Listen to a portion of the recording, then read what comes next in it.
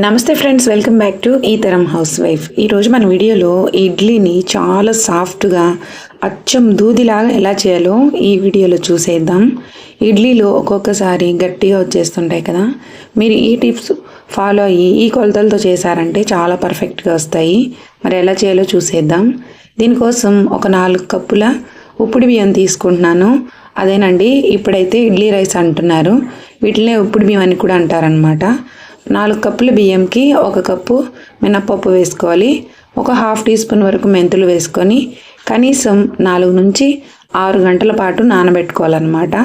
వీటిని అయితే ఒకసారి శుభ్రంగా వాష్ చేసి ఫిల్టర్ వాటర్ వేసి నానబెడుతున్నానండి నేను. ఇడ్లీ చాలా తెల్లగా వస్తాయి ఇలా ఫిల్టర్ వాటర్ వేసి నానబెట్టడం వల్ల.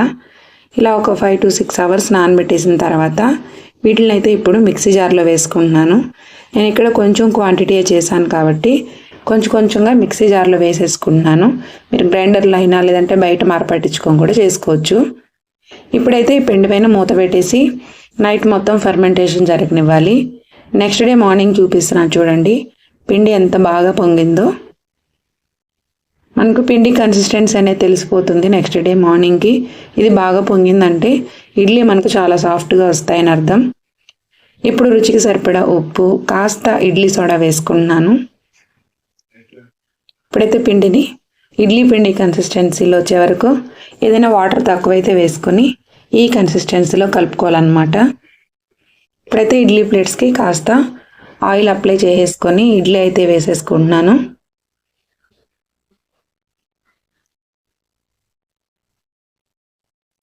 ట్రై చేయండి, చాలా బాగా వస్తాయి ఇడ్లీ రైస్తో చేయడం వల్ల.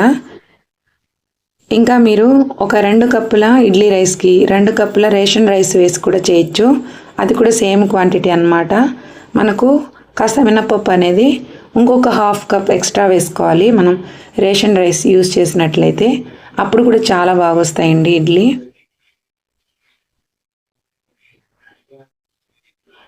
ఇప్పుడైతే ఈ ఇడ్లీ పాత్రలో ముందుగానే 1 గ్లాస్ వరకు నీళ్ళని బాగా మరిగించుకున్న తర్వాత మాత్రమే ఇడ్లీలను అయితే ఉడికించుకోవాలి.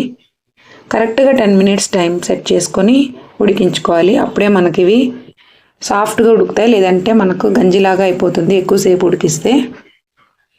10 minutes తర్వాత ఇలా కాస్త మంచినీళ్ళు చల్లుకొని ఇడ్లీని అయితే తీసేసుకోవాలండి. ఇలా స్పూన్ని వాటర్లో తడుపుకుంటూ ఇడ్లీ తీసినట్లయితే మనకు ఇడ్లీ ప్లేట్లకి ఇడ్లీ అంటుకోకుండా వస్తుందన్నమాట.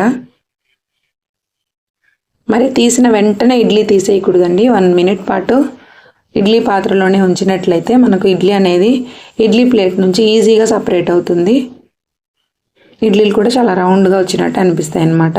వెంటనే తీసేస్తే కాస్త ఇడ్లీ ప్లేట్లకి అయితే ఉండిపోతుంది. చూసారా ఎంత చక్కగా వచ్చాయో. ఇలా అన్నింటినీ తీసేసుకుంటున్నాను. ఇలా హాట్ బాక్స్లో వేసేసుకున్నాను.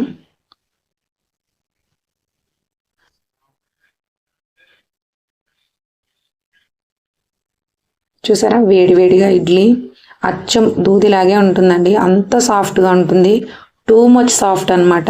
చాలా పర్ఫెక్ట్గా వస్తుంది మీరు ఈ కొలతలతో చేసినట్లయితే.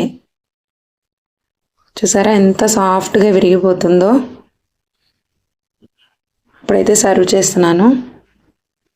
మరి ఈ వేడివేడి సాఫ్ట్ ఇడ్లీని వేడివేడిగా తింటూ ఉంటే చాలా బాగుంటుంది కదా. దీన్నైతే నేను కారం ఇంకా చట్నీతో సర్వ్ చేస్తున్నాను. ఇడ్లీ అనేది సాంబార్తోనే కాదండి, ఇలా చట్నీ, కారం ఇలాంటి వాటితో కూడా చాలా బాగుంటుంది. నా ఫేవరెట్ అయితే ఇడ్లీ చికెన్ కర్రీ అనమాట. మరి మీ ఫేవరెట్ ఏంటో కామెంట్ సెక్షన్లో చెప్పండి. వీడియో నచ్చితే ఒక లైక్ ఇవ్వండి ఫ్రెండ్స్. కొత్తగా చూసారు మన ఛానల్ని మిస్ అవ్వకుండా సబ్స్క్రైబ్ చేసుకోండి మరిన్ని ఇలాంటి వీడియోల కోసం. Thanks for watching.